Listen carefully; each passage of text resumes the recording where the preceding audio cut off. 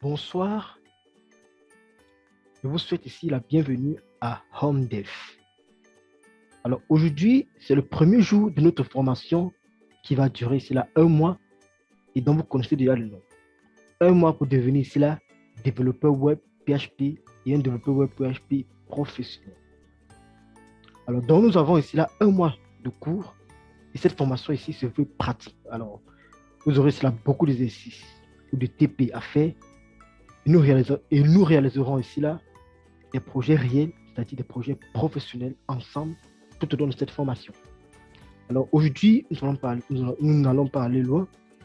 Aujourd'hui, je vous présente juste le sommet général de la formation en question. Avant de présenter le sommet de la formation, laissez-moi d'abord ici me présenter. Alors, pour ceux qui ne me connaissent pas, moi c'est Kamel Djoulako, je suis informaticien de formation, spécialisé ici là en développement de logiciels, c'est-à-dire je crée des sites web, je crée des applications web, je crée des applications mobiles, je crée des logiciels pour PC. Alors, comme j'ai dit tantôt, cette formation ici là est divisée en 10 grands modules, comme vous pouvez le constater ici. Dans le premier module, c'est le module 0, nous allons voir ici là une introduction au développement web. Ici là, nous allons voir par exemple qu'est-ce que le web. En module 2 ou en module 1, nous allons aussi apprendre ce qu'on appelle le web design. Le web design, on va voir ici là deux principaux langages, le HTML5 et le CSS3, qui vont nous permettre là de construire des sites web basiques. Alors, dans ce module, ce qu'on va faire, c'est quoi? On va essayer de construire un site web à partir d'une maquette. Je vais vous montrer cela, comment dessiner d'abord la maquette d'un site web, comment cela la subdiviser cette maquette-là, afin de pouvoir l'intégrer grâce ici là au HTML5 et au CSS3. Après le module 1, nous allons passer ici à l'introduction à l'algorithmique et à la programmation. Alors ce module est très important parce que lorsqu'on veut faire de l'informatique, notamment ici là de la programmation, il faut bien maîtriser les algorithmes, raison pour laquelle ce module a été introduit. Alors en troisième partie, nous allons ici entrer dans notre premier langage, qui est le langage JavaScript, un langage qui va nous permettre d'ajouter l'interaction dans notre site précédemment, qu'on a créé précédemment.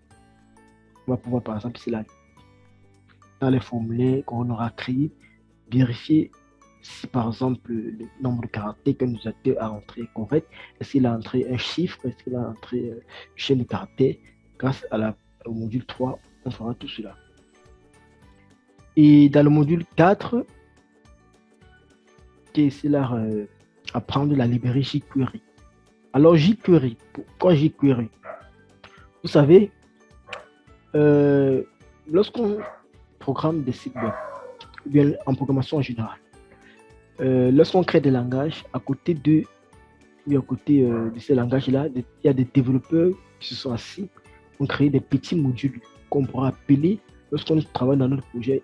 Et ceci pour faire quoi? Pour nous faciliter la tâche. Parce qu'il y a beaucoup de choses lorsqu'on crée un site web ou une application web, on ne veut plus refaire la même chose. Les développeurs ont déjà créé ces choses-là et nous, on va juste les appeler pour ne plus aller écrire encore le même code.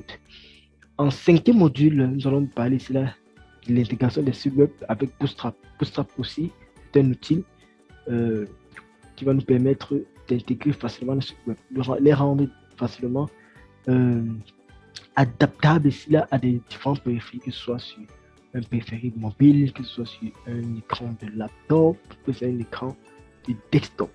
Alors en sixième module, nous allons aussi apprendre notre premier langage dynamique, dénommé cela PHP. Il va nous permettre de créer des sites web dynamiques qui vont tourner sur des serveurs en ligne. Un site web avec PHP va par exemple sauvegarder des données dans une base de données, permettre de persister par exemple toutes les informations d'un utilisateur dans une base de données. Alors en septième module, on va faire ce qu'on appelle cela du DevOps en partie, quoi. Je vais vous montrer cela. Comment est-ce que vous allez mettre votre site web en ligne afin que des gens puissent accéder à cela. Et ça passe par quoi? Je vais vous montrer comment est-ce qu'on achète un nom de domaine en ligne. Comment est-ce que c'est là? on déploie, c'est-à-dire qu'on met son application en ligne, on la transfère en ligne sur un serveur, en ligne sur un serveur web. Comme ici, là, on a su ici la maintenance de l'application web qui tourne déjà en ligne. Alors, en 8e module, nous allons apprendre ici là ce qu'on appelle WordPress. Alors, WordPress, c'est quoi? WordPress, c'est un gestionnaire de contenu. On est simple, quoi. Il a été créé ici là avec PHP.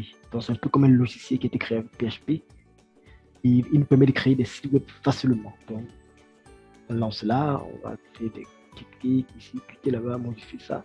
Et pouvoir créer des sites web facilement. Ça dit quoi? Des sites web peut-être de présentation que vous ne voulez pas trop programmer, il sera très utile. Alors, en 9e module, on va passer ici à la présentation des projets. Alors, tous les étudiants qui auront souscrit ici à l'abonnement, qui sera ici à 35 000 francs, auront accès ici là à un accompagnement. C'est-à-dire quoi? Au début de la formation, chaque étudiant ici là va se définir un projet qu'il aimerait réaliser tout au long de cette formation. Et pendant la formation, il va essayer de travailler son projet. Quelles auraient des difficultés, il va me contacter. On va essayer de discuter dans des séances pratiques, quoi.